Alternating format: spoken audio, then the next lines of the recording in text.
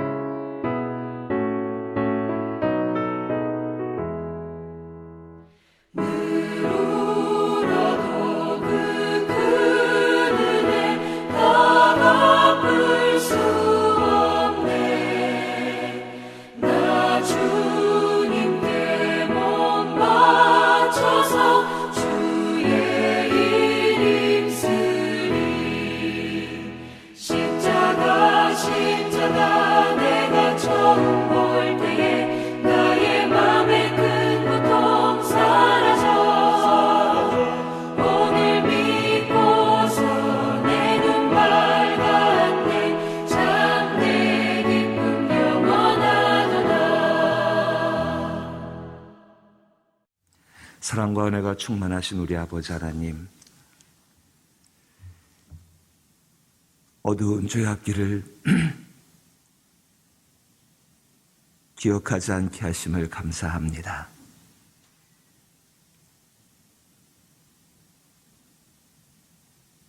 십자가로 말미암아 그 모든 길을, 그 죄악의 길을 다시 돌아가지 않게 하심도 감사합니다.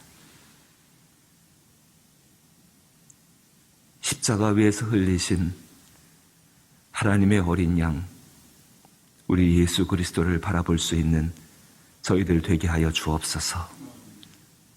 그리하여 그것이 우리의 소망이 되게 하여 주옵시고, 그것이 우리의 능력이 되게 하여 주옵시고, 그것이 우리가 오늘을 살아가는 이유가 되게 하여 주옵소서. 오직 그 길 안에 있기 위하여 기도합니다. 주의 은혜 가운데 저희의 마음과 생각과 뜻과 의지를 항상 그리스도 예수의 십자가 아래에서 못 박게 하여 주옵소서. 그리하여 그 안에 다시 살게 하여 주옵시고, 그 삶을 주 앞에 감사와 영광으로 돌릴 수 있는 참된 믿음의 길을 걸어가게 하여 주옵소서.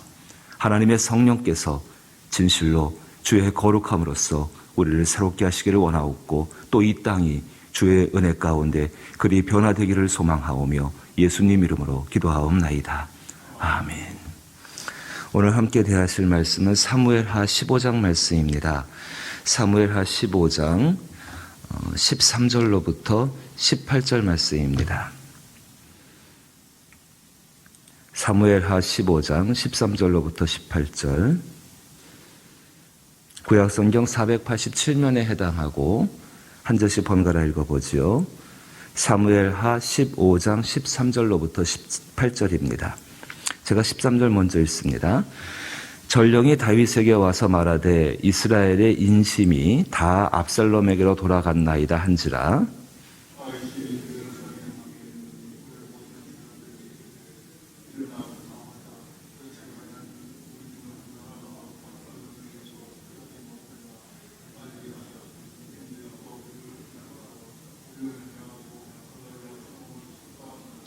왕의 신하들이 왕께 이르되 우리 주 왕께서 하고자 하시는 대로 우리가 행하리이다. 보소서 당신의 종들이이다 하더라.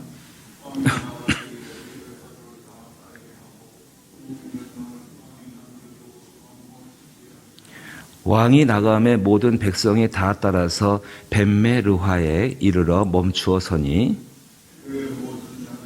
그의 곁으로 지나가고 모든 그렛 사람과 모든 블레 사람과 및 왕을 따라 가드에서 온 모든 가드 사람 600명이 왕 앞으로 행진하니라. 아멘. 압살롬의 반역이 이제 구체화됐습니다. 헤브론에서 반란을 일으킨 그 압살롬, 그 위에 보게 되니까 12절에 제사 드릴 때에 압살롬이 사람을 보내 다윗의 모사 길롯 사람 아히도벨 모사입니다. 지략가인데 이 지략가가 합류함으로 말미암아서 이제 백성들이 상당히 많이 그 압살롬 쪽으로 돌아오게 되어집니다. 그의 성읍 길로에서 청하여 온지라 반역하는 일이 커짐에 압살롬에게로 돌아가는 백성이 많다라고 이야기합니다. 그리고 13절 보게 되니까 그 소식이 다윗에게 전해지게 됩니다. 전령이 다윗에게 와서 말하되 이스라엘의 인심이라고 이야기합니다. 이스라엘의 인심이 다 압살롬에게로 돌아갔나이다 한지라. 이런 그 이야기를 하게 되자 14절 말씀 보니까는 다윗의 모습을 보십시오. 굉장히 다윗이 조금 뭐라 그럴까요? 굉장히 두려워하고 굉장히 허둥지둥하고 굉장히 이것 가운데에서 무기력한 모습인 것처럼 보여지게 되어집니다. 다윗이 예루살렘에 함께 있는 그의 모든 신하들에게 이르되 일어나 도망하자. 이 다윗이 누굽니까? 지금 온 땅을 갖다가 이 평정한 사람이고 통일을 한 사람이고 아직 그의 군대는 그에게 속해 있고 신하도 다 그에게 속해 있고 근데 다윗이 지금 일어나 도망하자. 그렇지 아니하면 우리 중 한 사람도 압살롬에게서 피하지 못하리라. 빨리 가자. 두렵건대 그가 우리를 급히 따라와 우리를 해하고 칼날로 사업을 칠까 하노라. 밑에 신하들의 반응 보니까는요. 왕의 신하들이 왕께 이르되 우리 주 왕께서 하고자 하시는 대로 우리가 행하리이다. 보소서 당신의 종들이다. 신하들은 이해가 안 되는 겁니다. 그냥 군대 보내서 그 압살롬의 반란을 평정해 버리면 될 일인데 굉장히 이 다윗이 두려워하고 판단을 잃어버리고 이렇게 혼동스러워하고요. 그런 모습 보면서 이 신하들은 그래도 왕께 뜻이 있을 테니까는 왕의 뜻대로 하소서라고 이야기를 하게 되어집니다. 너무 무기력해 보이는 것처럼 보이는데요. 다윗이 왜 이랬을까요? 이제까지는 압살롬의 반란, 그 압살롬이라는 사람으로 인해서 일어나게 된 그 문제에 초점이 있었는데 이제 하나님께서는 이 말씀을 통하여서 그런 상황 가운데 믿음의 사람은 어떻게 행동할 것인가? 압살롬이 중요한 게 아니라 다윗이 중요한 것이죠. 지금 하나님이 누구와 함께 계십니까? 압살롬과 함께 하는 것이 아니라 하나님과 함께 하는 것입니다. 겉에 눈에 볼 때는 모든 상황들이 그 가운데에서 이 압살롬이 이 반역을 일으킨 그 일이 굉장히 커다랗게 보여집니다. 하지만 그 커다란 일 가운데에 초점은 어디에 있습니까? 여전히 하나님의 초점은 다윗에게 있다는 것입니다. 다윗을 통하여서 하나님은 다윗 그 나라 가운데 일을 하실 것이고 여전히 하나님께서는 다윗을 통해서 당신의 약속을 이뤄가실 거란 겁니다. 마찬가지입니다. 세상 가운데 세상이 어떻게 환경이 변한다 할지라도 분명히 그리스도 예수로 말미암아서 하나님이 하나님의 뜻을 이루시는 것처럼 이 시대 가운데에서 세상이 어떻게 된다 할지라도 믿음을 가진 바로 그 한 사람을 통하여서 하나님의 뜻을 이루어가신다는 것입니다. 그러니까 중요한 것이 지금 코로나19라든지 아니 우리 인생 자체가 살아가는 모든 시간 가운데에서 여러 가지 별일들을 다 겪습니다. 그 일들을 겪으면서 그 일 속에 있는 믿음의 사람, 자기 자신을 신뢰하는 사람이 아니라 그리스도 예수를 신뢰하며 그 그리스도 예수를 신뢰한다는 건 바로 자기의 마음과 생각과 뜻과 의지를 전부 다 그리스도 예수 앞에 집중시켜서 주의 뜻 안에 머물러 있기를 원하는 사람, 그 주의 뜻을 행하기를 원하는 사람, 바로 그 사람을 통하여서 하나님은 여전히 일한다는 것을 지금 이 사건들을 통해서 이제 보여주고 계시는 것입니다. 보십시오. 지금 여기 다윗의 행동이요. 왜 이렇게 되는가? 조금 어렵고 힘들더라도 이제 그 깊은 의미들을 찾아갈 수 있어야 합니다. 왜 다윗이 이 압살롬, 사실 그 밑에 18절 말씀 보게 되면은요, 그의 모든 신하들이 그의 곁에 지나고 모든 그렛 사람과 모든 블레셋 사람, 그 옛날에 골리앗이 어디 출신입니까? 블레셋 지역 가드 출신 사람입니다. 키가 크고 장대하고 용사들이 많은 곳입니다. 지금 다윗에게 누가 와 있는가? 그 초기 그 앞의 모습에서 모든 블레셋 사람과 및 왕을 따라 가드에서 온 가드 사람 600명이 왕 앞에 있다. 블레셋 사람들 중에서도 가드 사람들 중에서도 용사 중에 용사들이 지금 여기 와 있습니다. 옛날 이스라엘 백성들이요, 골리앗 한 명 앞에서도 쩔쩔맸던 것이 이스라엘 백성들의 모습이었습니다. 지금 막강한 군사력은 여전히 다윗에게 있습니다. 근데 다윗의 모습이 왜 이렇게 보여질까? 다른 것이 아닙니다. 지금 다윗은 하나님의 뜻 안에 있기를 원하는 사람인데, 이 다윗이 왜 지금 이런 상황들을 이렇게 심각하고 두렵게 받아들이는가? 첫 번째는요, 자기의 사랑하는 아들, 정말로 사랑하는 아들입니다. 그 사랑하는 아들 압살롬이 하나님의 뜻에 벗어나 있기 때문에 지금 두려워하고 있는 겁니다. 또 한 가지는요, 다윗 본인에게 자기에게 임한 하나님의 뜻을 다윗은 기억하고 있고 잊지 않고 있습니다. 그 뜻이 어떤 뜻인 줄 아십니까? 사무엘하 12장 말씀 보시면은요, 이 다윗이 밧세바와의 그 죄로 인하여서 그 하나님 앞에 그 죄가 드러나게 되죠. 그때 선지자 나단이 와서 분명히 하나님의 뜻을 전합니다. 그 뜻을 듣고서 다윗은 회개하게 되어집니다. 그로 말미암아 생명은 건짐을 받게 되어집니다. 하지만 그로 인해서 있는 가장 큰 뜻, 정말로 내가 칼로다가 내 칼로, 제가 한번 읽어볼게요. 사무엘하 12장 말씀 보시게 되면은요, 12장 9절에 보시면은, 그런데 어찌하여 내가 여호와의 말씀을 업신여기고 나보기에 악을 행하였느냐? 내가 칼로 햇사람 우리아를 치되 암몬 자손의 칼로 죽이고 그의 아내를 빼앗아 내 아내를 삼았도다. 이제 내가 나를 업신여기고 햇사람 우리아의 아내를 빼앗아 내 아내로 삼았은즉 칼이 내 집에서 영원토록 떠나지 아니하리라 하셨고, 칼이 떠나지 않는다는 사실을 기억하고 있었습니다. 자, 다윗이 왜 하나님 앞에 복을 받고, 다윗이 왜 하나님 앞에 쓰임받고, 성경 가운데 등장하는 수많은 사람들 가운데 왜 하나님이 다윗의 장막을 기억하시고 정말 다시 임재하셨을 때 왜 그 장막을 다시 먼저 일으키겠다고 말씀하셨는가? 아주 중요한 믿음의 요소 한 가지, 하나님의 뜻을 기억하고 있었습니다. 그것이 자기 가운데 유리한 뜻이든 간에 불리한 뜻이든 간에 그 뜻을 기억하고 있었고, 그 뜻 가운데 순종하고 있었고, 그 뜻 안에 머물 수 있는 용기가 있던 사람이 바로 다윗이었습니다. 반란은 이렇게 보는 겁니다. 정말로 힘들고 피곤한 일, 정말 여기 어려운 일, 이 어려운 일에 대해서 어떻게 보고 있는가? 이것이 지금 주의 뜻 가운데에, 하나님의 뜻 가운데 일어나고 있는 일이구나. 이 뜻에 대해서 나는 정말로 순종해야 되고, 다윗이 지금 자기가 가진 군사력으로, 정치력으로, 힘으로 얼마든지 이 압살롬을 쉽게 정리할 수가 있습니다. 근데 그렇게 하지 않습니다. 힘이 없어 그렇게 하는 것이 아니라 하나님의 뜻이 거기 있고, 이것을 통하여서 다윗 가운데 주어진 과거의 모든 것들을 이제 하나님이 그 뜻을 이루시로 말미암아 새롭게 하시는 것을 다윗은 알고 있기 때문에 이 뜻에 순종합니다. 너무나 쉽게 도망가지 않습니까? 너무나 쉽게 수도인 예루살렘 성을 비워주지 않습니까? 다윗이 힘이 없어 그랬을까요? 아닙니다.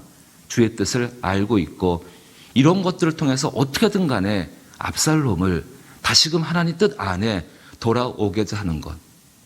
요압 장군이 나중에 이 모든 일이 끝난 다음에 다윗에게 좀 불만, 그러니까 원망을 표현하게 되어지죠.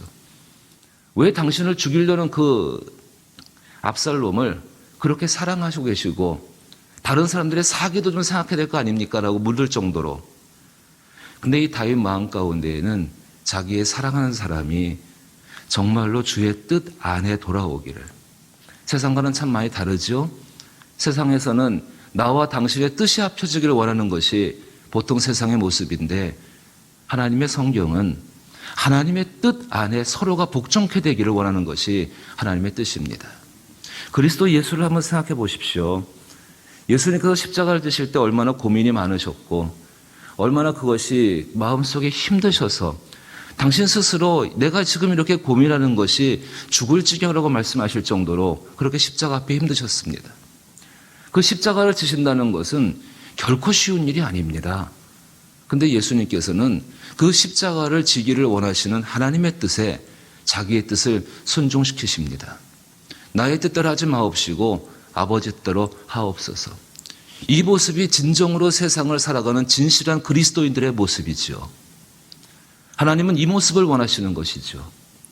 하나님의 한없고 크신 성령의 도우심, 그 하나님의 능력들, 그 뜻이 내게 유리하든 간에 불리하든 간에 그것이 중요한 것이 아니라 정말로 그 뜻 가운데 자기 자신을 쳐서 복종시킬 수 있는 사람들, 그 사람들이 세상을 바꾸고 그 사람들 속에 그리스도의 능력이 나타나고 그 사람들 속에 통해서 다른 사람을 구원의 길로 이끌 수 있는 복된 역사가 일어나지 않습니까? 이 시대의 교회는 어떤 일을 감당해야 할까요? 코로나19의 상황으로 인하여서 한번 여러분 요즘 세상 보십시오. 이 코로나19 상황 가운데에 주의 뜻은 분명하지 않습니까? 이 상황 가운데에 인내하고 기도하면서 기다리면서 나와 너를 돌볼 수 있는 것을 살기를 원하는 것, 이것이 복음의 가장 근본적인 정신 아닙니까? 그것이 이웃사랑의 기본 아닙니까? 그것 가운데서 견디기를 원하는 것. 그런데 얼마나 우리 인간들의 고집스러운 생각들과 욕심들과 빨리빨리 무엇인가를 해내기를 원하는 것, 그 생각들로 인하여서 하나님의 명예가 현저히 떨어지고 있는 것도, 또 그 일에 가장 앞에 있는 것도 우리 교회들의 모습 아닌가. 우리는 다윗의 모습으로 돌아와야 합니다. 정말로 다윗이 이런 상황 가운데에서 자기가 가지고 있는 힘을 사용하는 것이 아니라 오히려 그 힘과 능력을 어떻게 하든 간에 하나님의 뜻 가운데 복종시키기 위해서, 다른 사람들이 볼 때는 굉장히 두려워하고 당황하고 위급하고 무기력해 보는 모습 보이지만은 다윗은 이 안에서 진정한 용기를 보여주고 있는 것입니다. 세상 가운데 우리가 두려워한 이유는 우리 삶의 환경의 주인이 내가 되었을 때에 내가 이 상황을 주도하고 싶은 주도권을 잃어버릴까 대한 두려움이 가장 큰 두려움 중에 한 가지입니다. 그런데 그것이 불신앙입니다.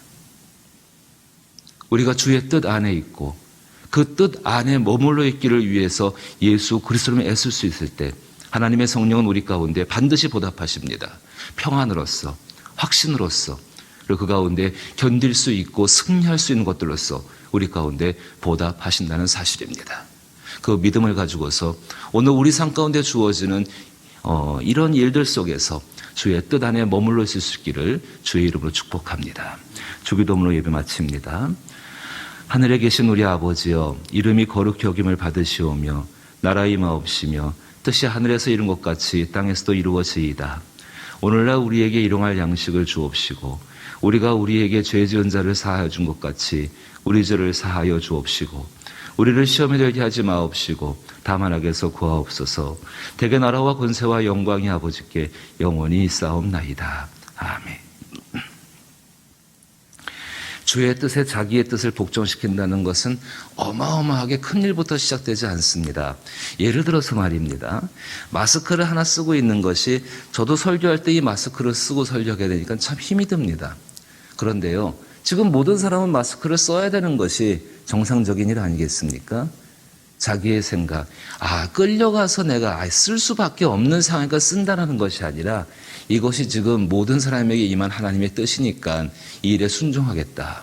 그 마음이 있을 때 우리에게 지워지는 어떤 십자가 같은 것들, 그 짐들은 오히려 가벼운 것들이 될 줄로 믿습니다. 그 마음입니다. 그 마음을 가지고 정말 하나님 앞에 기도하고 이 마음이 모아지고 합쳐졌을 때에 하나님의 놀라운 것들, 그것이 이 땅을 채우게 되어지고 그로 인하여서 코로나19를 함께 이겨내게 되어지고 또 이것 가운데 영혼을 구원할 수 있는 일들이 벌어지는 줄로 믿습니다.